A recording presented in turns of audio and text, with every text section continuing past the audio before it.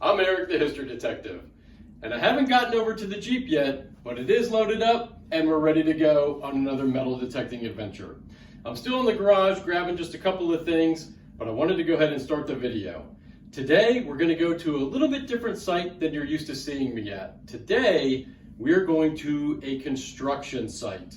So a friend of mine called me up and said, hey, there's a huge construction site behind my house and they are clearing an old farm so that a new neighborhood can go in. And he lives in a very historical area. So he went over, talked to the guys on the site, got us permission. Not only that, he tells me that every day he's seeing about 8 to 12 guys out there metal detecting. And if you got 8 to 12 guys showing up, I can tell you they're finding some good stuff. So we got a couple of hours, we're gonna go meet him and we're gonna give it a shot. If you guys are watching the videos and you enjoy them, thank you very much. Please remember to like and subscribe. And also, if you have any questions, you can find me on Facebook at Eric the History Detective. So let's get out to the Jeep, let's get going, let's see what we can find. Let's hunt some history. If you guys look around here, you can see these field stones and this compacted ground that the bulldozers have been running over. I got a little hole opened up and look right there. Thought it was going to be a coin, but it is a button. There's a Colonial Button, no shank, just a little bit of a bump where it once was. And man, this is hard digging today. When bulldozers run over stuff and compress it, it is like solid concrete out here. And there's a lot of rock, and I had to fight just to dig this hole, which is only about 5 inches deep. And we're gonna keep looking around. It's very exhausting. See you soon. All right, I got something good here, and we are going to look at it together. Look in the dirt clod on the left, and look right there. You see that little half circle? That's going to be a Civil War bullet that's going to come out of that dirt clod, and we are going to peel some of this off and see what we've got. So a buddy of mine dug a Confederate bullet out of here just the other day, and oh man, what do we have here? Ooh, look at that. There you go. Wonder if you recognize that. That is a Sharps carbine bullet. Right there on the highest top in this construction site. I have dug the flat button, and then about 20 feet away, I just got this Sharps. So that's a great find, good spot. And we're gonna keep working around all these busted up field stones right here, because they're not able to dig down very deep with the bulldozers and the heavy equipment. These rocks are preventing it. So the stuff I'm getting out of here is pretty shallow. And you can see right there, we got about a 4 or 5 inch hole opened up. So maybe there's more. So I opened up this hole and I'm poking around down there in the bottom. You see anything in the bottom? Me neither. Now look in the top right hand corner. It was hiding from me right over there. And there is another, if I can get her to focus, 52 caliber Sharps. Right there. Yep. About maybe 6 feet from the other one. They were up here, a couple of drops. Gonna keep hunting. So, to get this hole opened up right here was like taking my shovel and trying to dig through a concrete sidewalk. I got a great hit and a cool find. Man, it was work. Right there.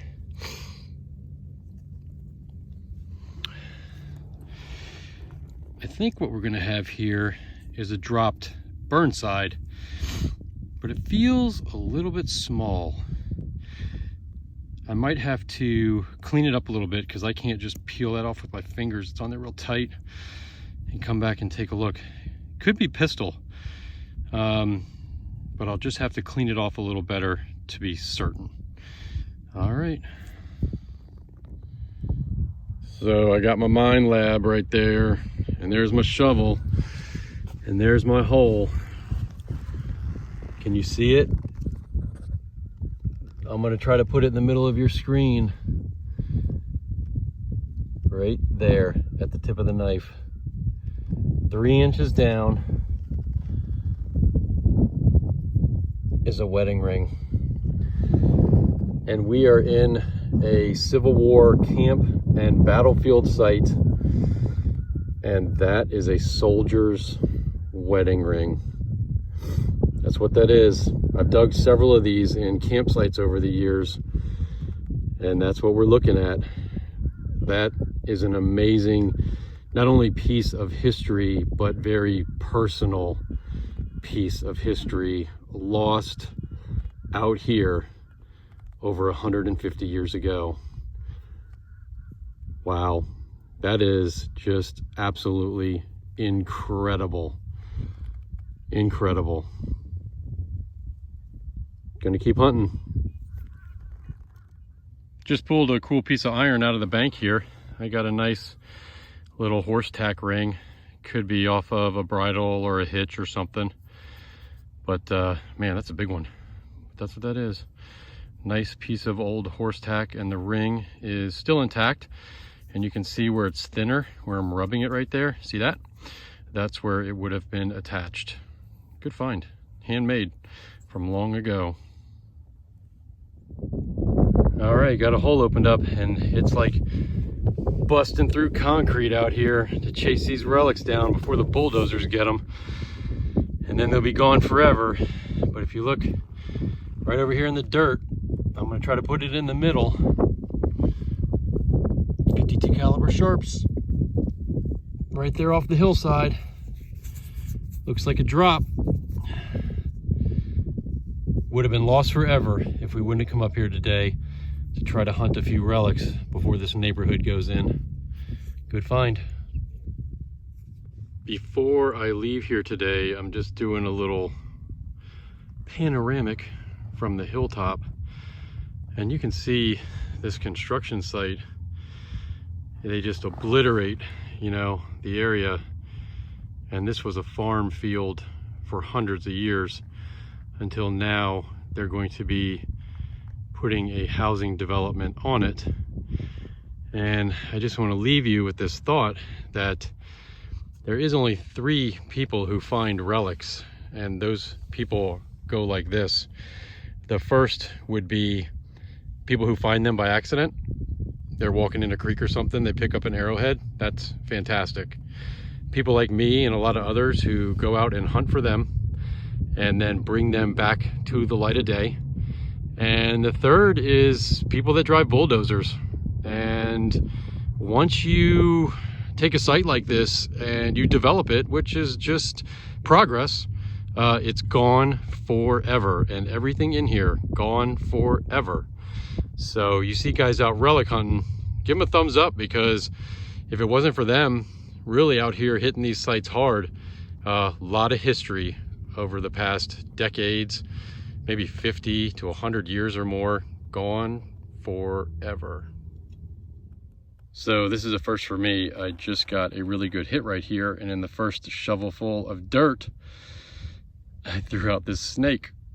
Look at that. Little garden snake. I didn't hit him with my shovel, so he's healthy.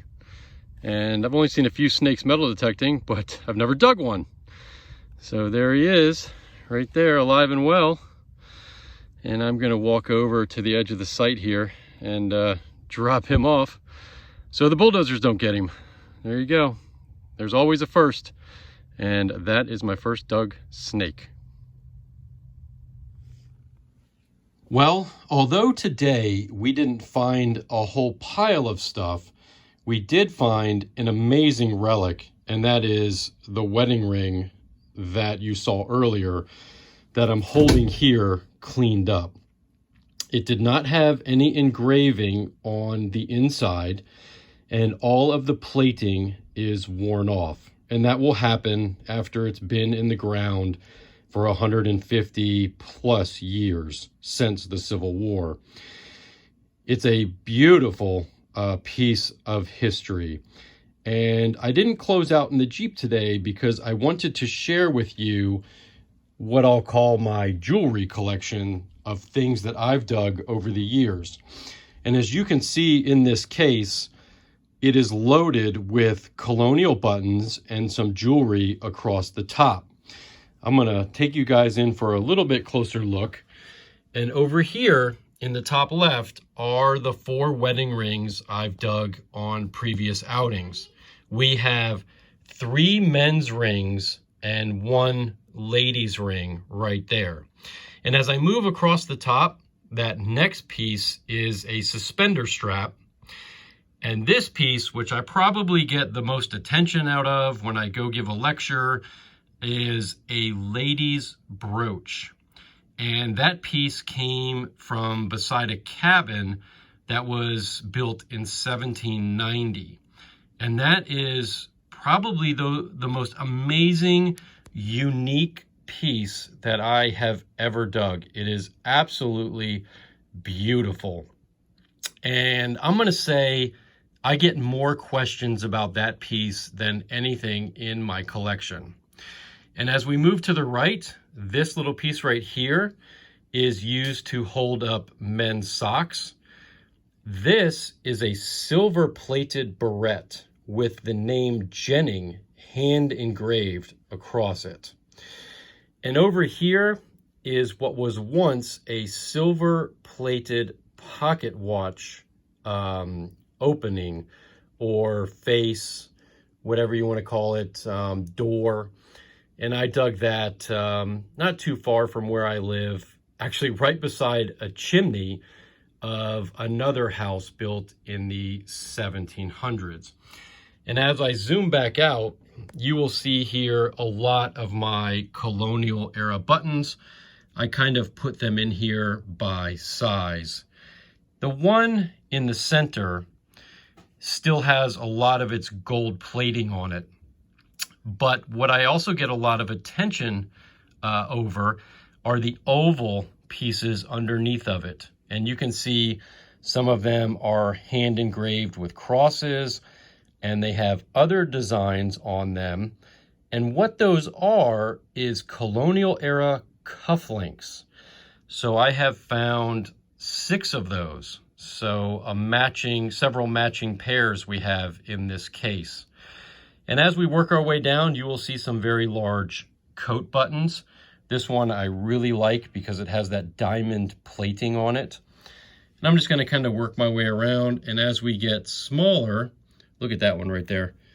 See that nice hand engraved edge that goes around it on the outside of the circle? That's just really, really beautiful. The buttons will get smaller, and there's some other coat buttons, and there are some shirt buttons. There's a broken button. I dug both pieces in the same hole, but it also has a beautiful hand-engraved design. And I'll come back around, and you will see some are pewter, some are silver, some are plated. There's another one with a really nice design on it right there. And some of these flat buttons that are just flat buttons, at one point in time, were actually covered in cloth to match the outfit, or they were covered in a contrasting color. So if you do some searches for colonial wardrobes, shirts, coats, whatever the case might be, you will see that some of the buttons are nice and polished and they're shiny and they're designed to stand out. And some of the buttons are cloth covered, and that cloth covering, of course, disappears, rots away when that button is in the ground. So I just wanted to share that with you guys. Today was an amazing hunt to find this ring right here. It is quite a piece of, like I said earlier, not just history, but it is a very personal item. I also just wanted to say that it's not necessarily the case that the soldier, flung this ring and discarded it. That could be the case. But when a soldier went into the Civil War, they lost a lot of weight. They were exercising every day by marching. Camp life was very rough. They lost a lot of weight things like rings became very loose and they would generally just fall off. Also, with the hard life of camp or even being in a battle, a ring could easily come off someone's finger. So it's not just the case that they dropped it and discarded it. And most likely what happened is it fell off without the knowledge of the soldier. So if you guys enjoy, please like and subscribe. I really like making the videos, trying to spread history out there to everybody. It's a lot of fun. And I want you guys to remember, of course, that you can never dig it all. And I'll see you next time.